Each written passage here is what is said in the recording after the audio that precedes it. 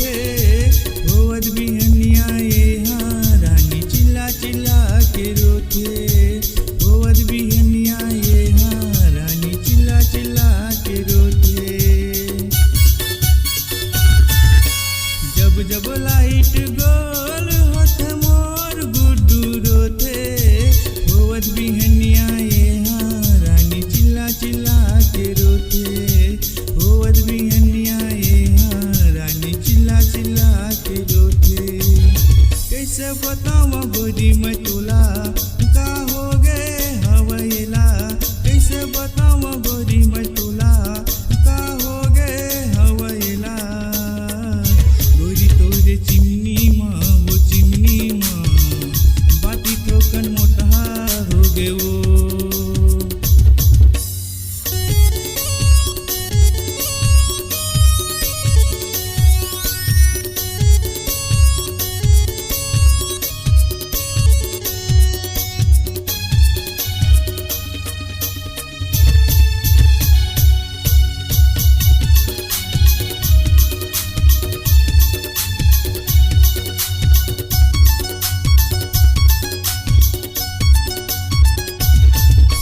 कैसे बताऊँ तोला गोरी मोर अंदर के बात चिमनी के तोर छेदा हो गे बुरा हाल चिमनी के तोर छेदा हो गे बुरा हाल।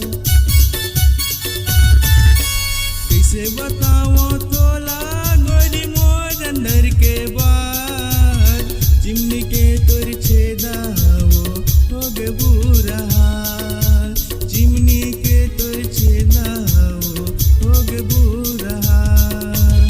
कैसे बताऊँ गोरी मैं तोला